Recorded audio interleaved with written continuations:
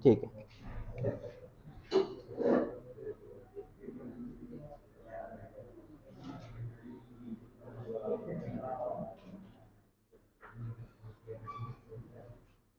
तो आपका ना इलेक्ट्रोकेमिस्ट्री का एक टॉपिक रह गया था। टॉपिक का नाम है, हेडिंग डाल लीजिए, calculation of electrode potential, calculation of electrode potential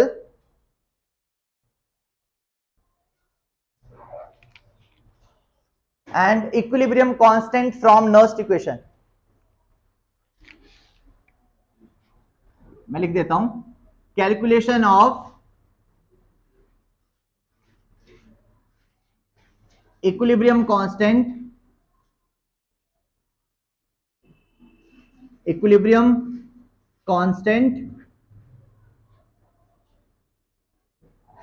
from Nernst equation.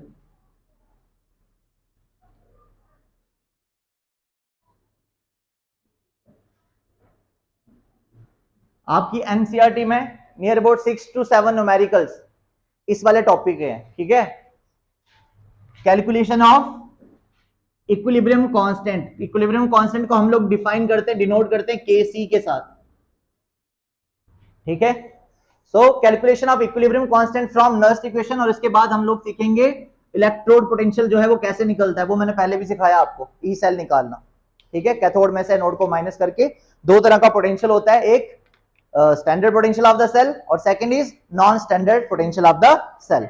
देखो यहां पर हमको ना गैल्वेनिक सेल बनाना पड़ेगा पहले।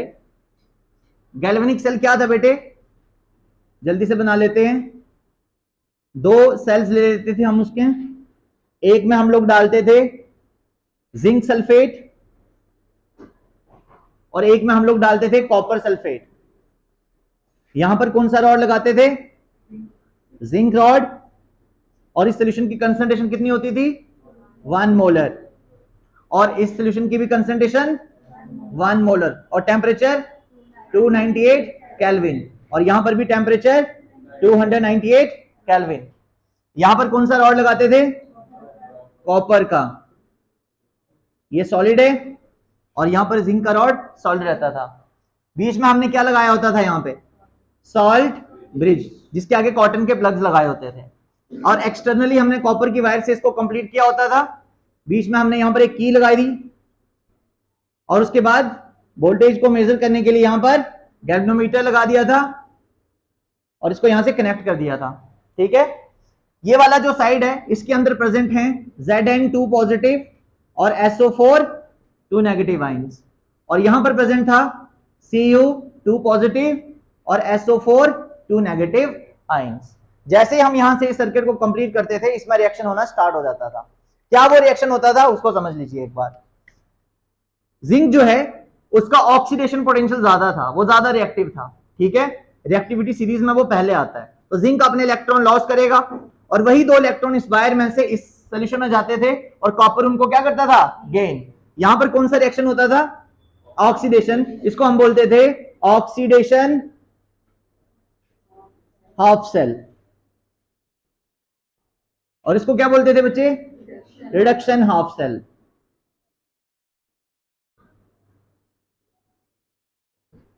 ठीक है। Oxidation half cell and second is reduction half cell. यहां पर क्या रिएक्शन हो रहा था, यहां पर क्या रिएक्शन हो रहा था कि जिंक जो है वो पहले सॉलिड था, बाद में क्या हुआ, इसके आयंस इधर आ गए सोल्यूशन में, Zn2 पॉजिटिव, और इसने कितने इलेक्ट्रॉन लॉस कर दिए, 2 इलेक्ट्रॉन। वो इलेक्ट्रॉन इस वायर में से होते हुए इस तरफ चले गए, और इस रॉड में से इस सोल्यूशन में आ गए। इस सोल्यूशन में कॉपर इन 2 इलेक्ट्रॉन को क्या कर देता था, गेन, और इस रॉड के ऊपर जाके अकोमोडेट हो जाता था सॉलिड फॉर्म में। तो यहां पर कौन सा रिएक्शन होता था, Cu2 पॉजिटिव पहले कौन सी स्टेट में था, एक्वस, कितने इलेक्ट्रॉन उसने गेन किए, 2 इलेक्ट्रॉन, और क्या बना दिया था, कॉपर सॉलिड। क्लियर हो गया, ये इसका रिएक्शन था। अब होगा क्या, आप इस पूरे सेल को अगर ध्यान से देखो तो ये जिंक सल्फेट है, इसकी कंसंट्रेशन यहां इंक्रीज होती जा रही है, हो रही है कि नहीं। जिंक सारा का सारा इस रॉड का इस सोल्यूशन में गिरना शुरू हो गया, तो यहां पर जिंक की जो कंसंट्रेशन है वो इंक्रीज होना शुरू हो गई। और इस सोल्यूशन में जितना भी कॉपर प्रेजेंट था वो सारा कॉपर इलेक्ट्रॉन गेन करने के बाद इस रॉड के ऊपर क्या हो गया, अकोमोडेट। तो इस सोल्यूशन में कंसंट्रेशन क्या हो गई, कम हो गई, और इस सोल्यूशन में कंसंट्रेशन क्या हो गई, ज्यादा हो गई। ध्यान से समझना, यही मेन पॉइंट है। In galvanic cell the concentration of zinc sulphate increases and the concentration of copper sulphate decreases. अब जो पोटेंशियल होता है, पोटेंशियल किस पे डिपेंड करता है, पोटेंशियल डिपेंड करता है कंसंट्रेशन पे। किस पे डिपेंड करता है, कंसंट्रेशन पे। यहां पे कंसंट्रेशन इंक्रीज हो रही है और यहां पे कंसंट्रेशन डिक्रीज हो रही है। स्टार्टिंग में तो इसमें करंट फ्लो कर रहा होगा, इलेक्ट्रॉन फ्लो कर रहे होंगे। ये जो गैल्वेनोमीटर है ये भी एक रीडिंग शो करेगा आपको। कितना पोटेंशियल दिखाता है ये सेल, 1.10 वोल्ट का, ठीक है।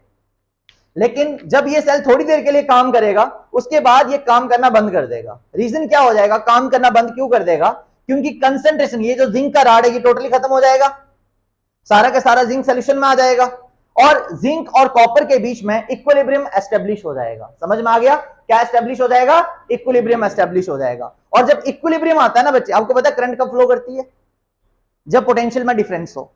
जब पोटेंशियल में क्या हो, डिफरेंस हो। पहले इन दोनों का पोटेंशियल अलग अलग था, कॉपर का पोटेंशियल अलग है, जिंक का पोटेंशियल अलग है, लेकिन जब इनके बीच में इक्विलिब्रियम एस्टेब्लिश होगा तो इन दोनों का पोटेंशियल लगभग सेम हो जाता है। बात समझ में आ गई। तो इक्विलिब्रियम वाले पॉइंट पे जब दोनों का पोटेंशियल सेम हो जाएगा तो क्या उस टाइम पे करंट फ्लो होगी, नहीं होगी। करंट फ्लो होना जीरो हो जाएगी उस समय। तो उस समय आपका जो ई सेल है वो कितना हो जाएगा, जीरो हो जाएगा। कितना हो जाएगा, जीरो। तो याद रखना, इक्विलिब्रियम जब होता है, इक्विलिब्रियम वाले पॉइंट पे सेल का पोटेंशियल कितना हो जाता है, जीरो। उस समय सेल हमको कोई भी पोटेंशियल या करंट नहीं देता। तो आपको यहां पर मैं लिख के बता दूं कि जो ई सेल होगा वो जीरो हो जाएगा। कब होगा जीरो, एट इक्विलिब्रियम। ये पॉइंट आपको समझना सबसे पहले, ठीक है बच्चे। मुझे बताओ सेल में करंट फ्लो होना बंद कब हो जाएगी, जब ऑक्सीडेशन हाफ सेल में और रिडक्शन हाफ सेल में क्या एस्टेब्लिश हो जाएगा, इक्विलिब्रियम एस्टेब्लिश हो जाएगा। एट इक्विलिब्रियम पॉइंट यहां पर कोई भी करंट फ्लो नहीं होगा, ओके। तो ई सेल उस समय जीरो होगा। मैंने हेडिंग क्या डाला था, कैलकुलेशन ऑफ इक्विलिब्रियम कांस्टेंट यानी केसी फ्रॉम नर्स्ट इक्वेशन, ठीक है। तो सबसे पहले हम लोग लिख लेते हैं नर्स्ट इक्वेशन। क्या था नर्स्ट इक्वेशन, बोलो। E cell is equals to E naught cell minus 0.059 divided by n into log of molar concentration of product upon molar concentration of reactant. Clear हो गया बच्चे। अब इक्विलिब्रियम वाले पॉइंट की हम लोग बात कर रहे हैं। इक्विलिब्रियम वाले पॉइंट पे पता है क्या होता है, ये ना जो आपके पास log of concentration of product upon concentration of reactant, इसको आप केसी कब लिख सकते हो, केसी तब लिखते हैं जब रिएक्शन इक्विलिब्रियम पे हो। जब आपकी रिएक्शन इक्विलिब्रियम पे होती है ना तो concentration of product upon concentration of reactant को आप लोग केसी लिख सकते हो, यानी इक्विलिब्रियम कांस्टेंट लिख सकते हो। समझ में आया। यहां पर ना एक बहुत इंटरेस्टिंग पॉइंट है, मैं समझाता हूं आपको। ये आपकी एक रिएक्शन चल रही है, ध्यान देना, ये इसका सेंटर है बिल्कुल। इस पॉइंट पे ना अगर जब आप किसी कंसेंट्रेशन को बताओगे तो कंसेंट्रेशन को एक्सप्लेन करने के लिए इक्विलिब्रियम कांस्टेंट बताया जाता है। जब रिएक्शन में इक्विलिब्रियम होता है उस समय का जो उसका कांस्टेंट होता है उसको केसी बोलते हैं, इक्विलिब्रियम कांस्टेंट बोलते हैं। जैसे इसी क्वेश्चन का मैं बताऊं, पहले तो आप इसको कंबाइन करके एक ही रिएक्शन बनाओ। तो ऑक्सीडेशन और रिडक्शन को इक्वेट कर दो। Zn solid gives us Zn 2 positive plus 2 electron add करना है। तो ये ऑक्सीडेशन है और ये रिडक्शन है, इसमें ये ऐड करो आपको रिडॉक्स रिएक्शन मिल जाएगा। क्या होगा, Cu 2 positive plus 2 electron gives us Cu। ये इलेक्ट्रॉन और ये इलेक्ट्रॉन क्या आएगा equation, Zn solid plus copper 2 positive aqueous gives us Zn 2 positive aqueous and copper solid. इस समय प्रोडक्ट कौन है, ये, और रिएक्टेंट कौन है, ये। समझ में आया आपको। अब जब इक्विलिब्रियम होगा ना उस समय अगर मुझे इनकी प्रोडक्ट की कंसंट्रेशन और रिएक्टेंट की कंसंट्रेशन को डिवाइड करना है तो उस समय जो इसका कांस्टेंट आएगा उसको केसी बोलते हैं।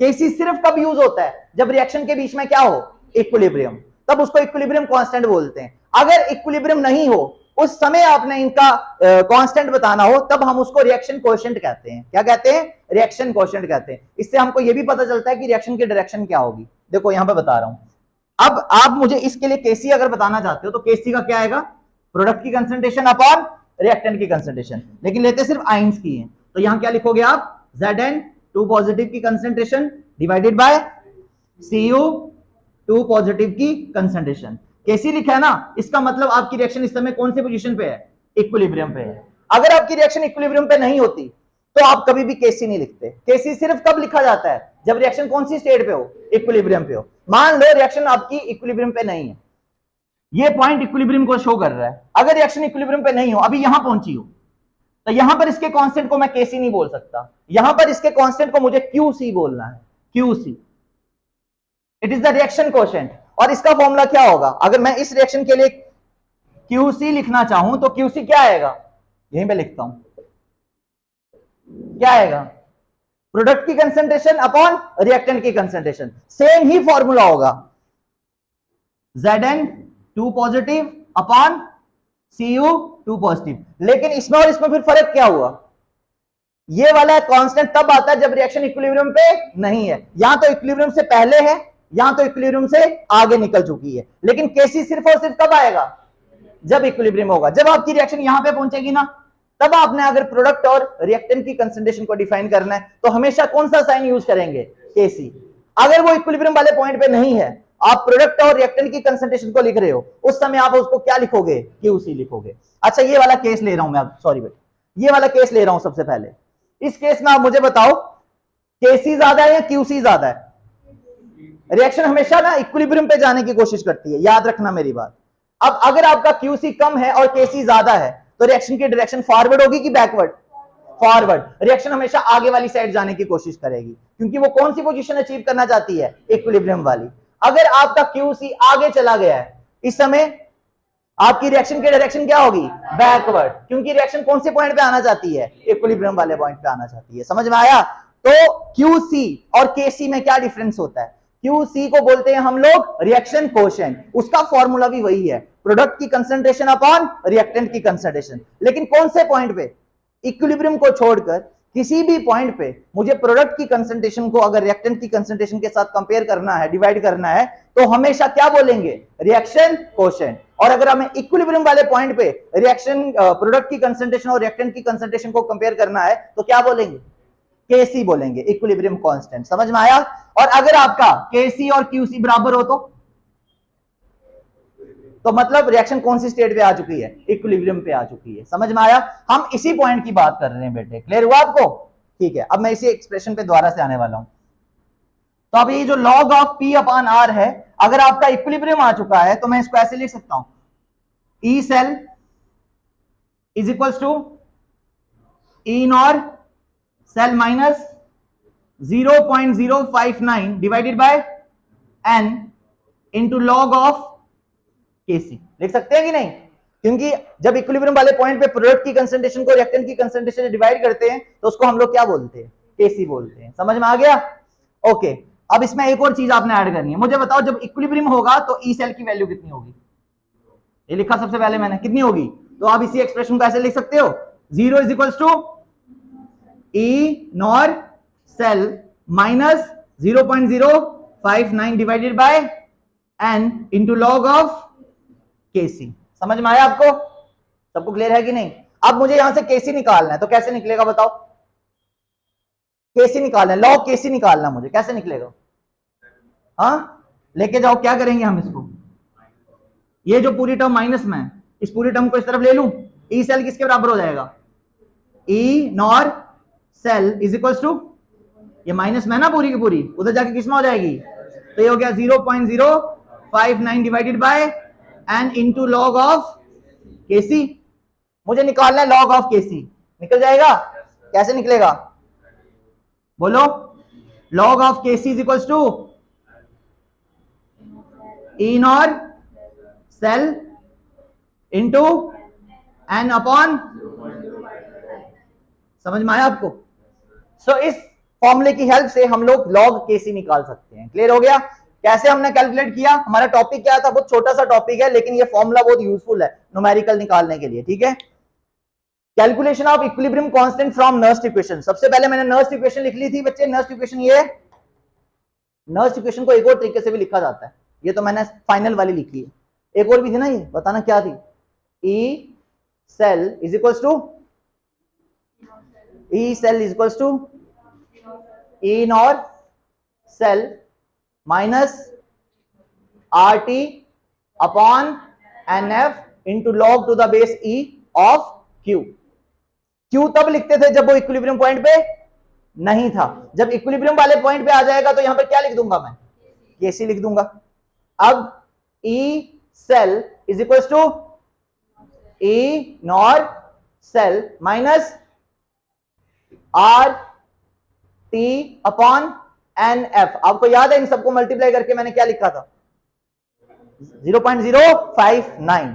तो शॉर्टकट में यहीं से आया था वो फॉर्मूला 0.059 अपॉन एन, और लॉग की जगह पे हो जाएगा LOG इंटू केसी। तो यहां से भी आप लॉग केसी निकाल सकते हैं बच्चे, समझ में आया। तो this is the formula which is used to calculate log KC. KC को हम यहां से कैलकुलेट कर सकते हैं। समझ में आया सबको? बताना जल्दी से क्या क्या इक्वेशंस लिखी हमने। पहले तो नर्स्ट इक्वेशन बताओ क्या है। नर्स्ट इक्वेशन क्या है, E cell is equals to, अच्छा मैं कुछ क्वेश्चंस पूछता हूं आंसर देना।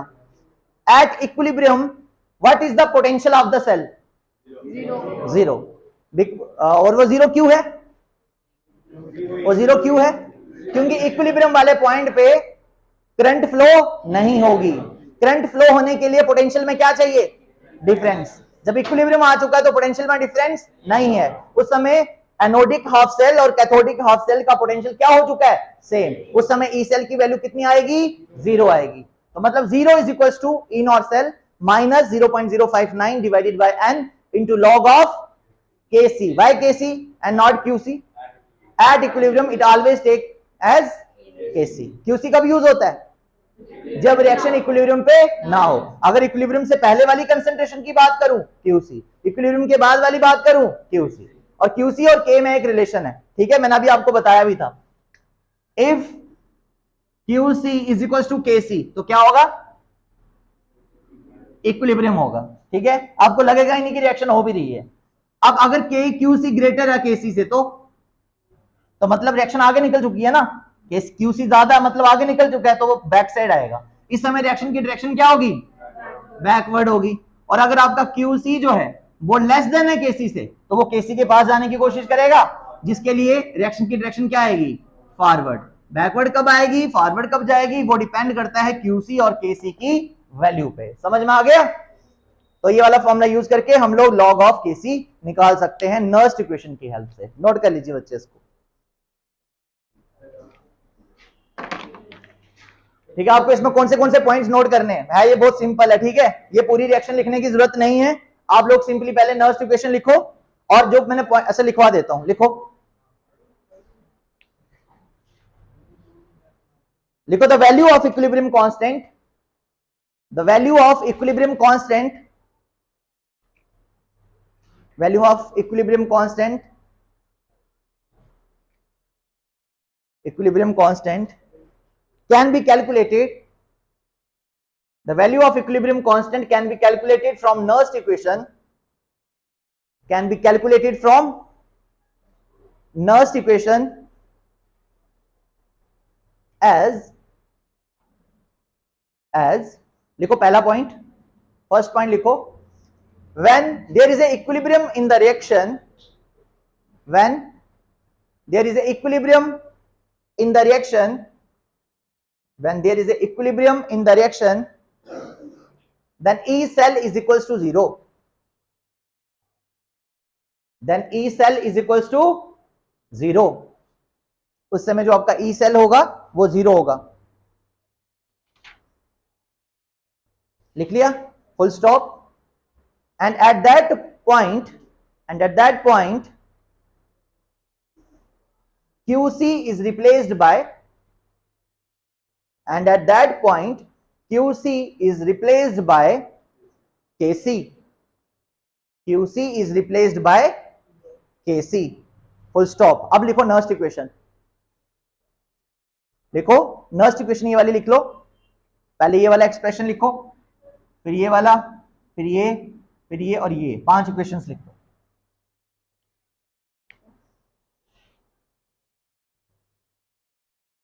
लिख लिया आपने?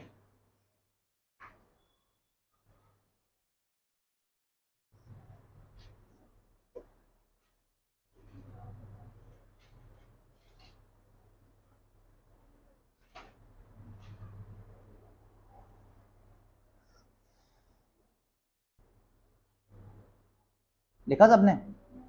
log kc is always equals to, final expression बताओ मुझे, log kc is always equals to E naught cell into n divided by 0.059। यही फॉर्मूला लगेगा जब भी आपको log kc निकालना होगा, kc निकालना होगा इक्विलिब्रियम कांस्टेंट। ठीक है, अब एक न्यूमेरिकल करवाऊंगा इसका।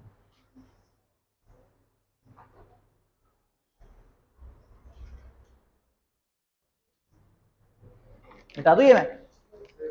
हाँ, किसी भी सेल, कोई भी सेल काम करना कब बंद कर देता है? जब पोटेंशियल में डिफरेंस नहीं रहता। पोटेंशियल में डिफरेंस कब नहीं रहता है? इक्विलिब्रियम पे। इक्विलिब्रियम पे ये सेल कितना हो जाता है? 0 हो जाता है। उस समय के जो रिएक्शन कांस्टेंट है उसको क्या बोल सकते हैं हम लोग? इक्विलिब्रियम कांस्टेंट बोल सकते हैं। और इक्विलिब्रियम कांस्टेंट का फॉर्मूला क्या होता है? Concentration of product divided by concentration of reactant. लिखो बच्चे question, calculate the equilibrium constant for the reaction. Calculate the equilibrium constant for the reaction.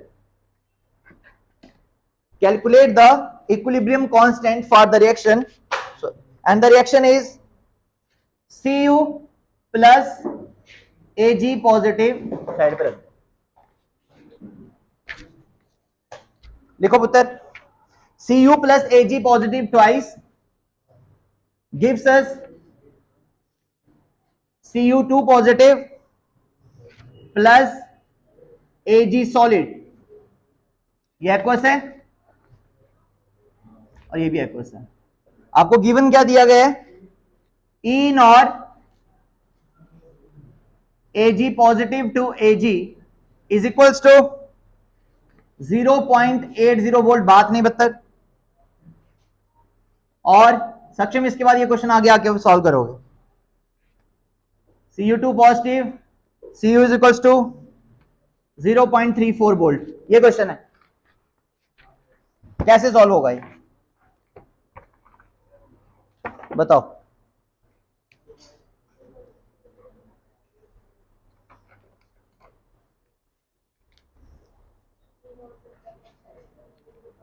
हाँ, कैसे होगा सॉल्व ये क्वेश्चन?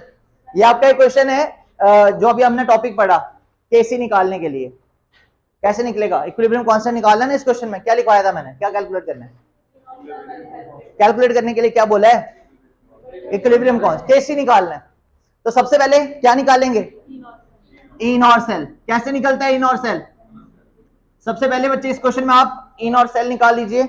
ई नॉट सेल का फॉर्मूला होता है E cathode minus E anode. तो आप लिखेंगे E naught of cathode minus E naught of anode.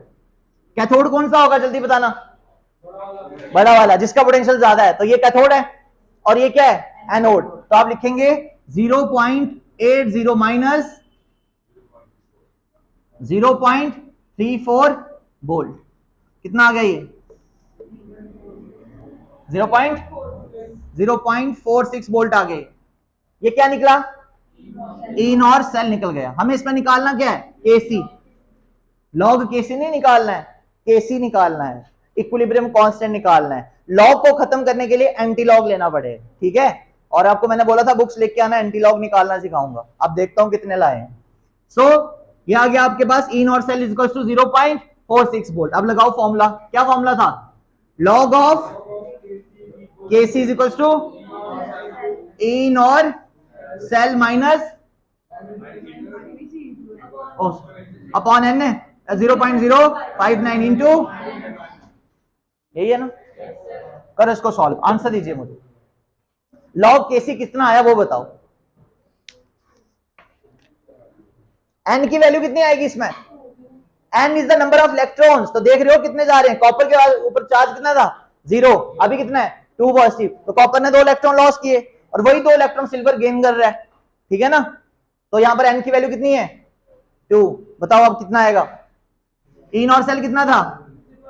0.46 into divided by 0.059, 15 सही से किया कैलकुलेशन, 15.59, ये आपका आ गया लॉग ऑफ केसी। लॉग केसी तो आपने निकाल दिया, अब आपको निकालना है केसी। केसी कैसे निकलेगा, तो आप लिखोगे KC is equals to antilog of 15.59, KC is equals to antilog of 15.59। अब एंटी लॉग आपको देखना आता नहीं होगा, टेबल आया आपने, antilog of 15.59 is equals to 3.6 into 10 raise to power 15, KC इसके बराबर आएगा आपका। अब नेक्स्ट लेक्चर में एंटीलॉग भी सिखाऊंगा कैसे निकालना है। यहां तक तो आप पहुंच चुके हो ना, बस अब टेबल देख के आपको ये वैल्यू निकालना आनी चाहिए, कुछ ट्रिक्स भी बताऊंगा कैसे निकलेगा डायरेक्ट। तो ये क्वेश्चन जो है इसमें हमको केसी निकालना था, तो पहले हमने लॉग केसी की वैल्यू निकाल ली। लॉग को खत्म करने के लिए सामने वाली वैल्यू का क्या लेना पड़ेगा, एंटी लॉग। जब तक ये लेना नहीं आएगा, केमिकल काइनेटिक्स के क्वेश्चन में भी एंटी लॉग लगेगा, और यहां पर भी लग रहा है, ठीक है। नोट कर लो आंसर, कितना आंसर है इसका, 3.6 into 10 raise to power minus नहीं है 15 है, 3.6 इंटू 10 टू द पावर 15।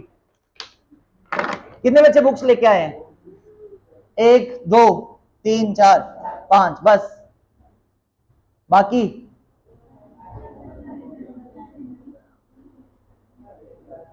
और नींद आ रही है उसको। पेपर हो गया स्कूल में आज, चलो एक और क्वेश्चन लिखो, खुद से सॉल्व करो, एंटीलॉग की वैल्यू मैं बता दूंगा, ठीक है। Write down, calculate the equilibrium constant. इस क्वेश्चन का आंसर मुझे फटाफट से दीजिएगा, कैलकुलेट द इक्विलिब्रियम कांस्टेंट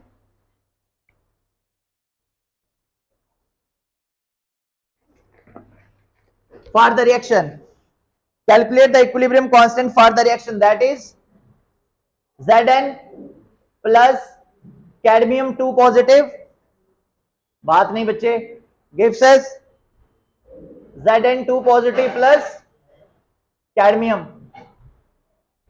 और इसमें आपको वैल्यू दी हुई है E not cadmium 2 positive to cadmium is equals to minus 0.403 volt and E naught of Zn2 positive to Zn is equals to minus 0.763 volt। चलिए इसको सॉल्व करके बताएंगे आंसर फटाफट।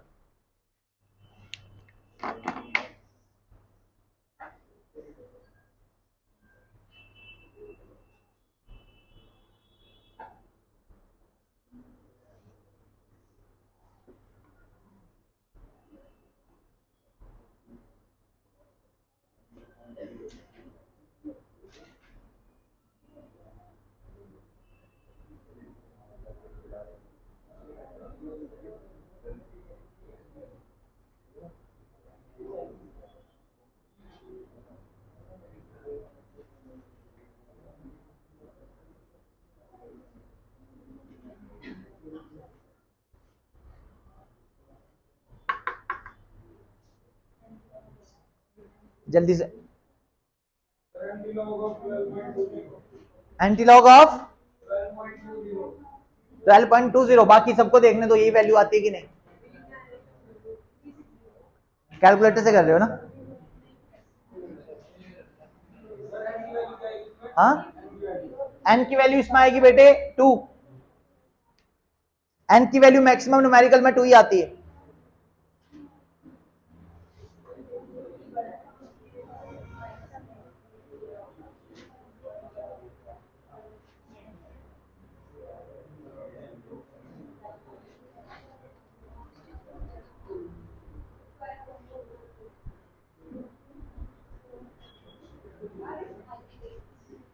दांत निकाल लो तुम लोग बस।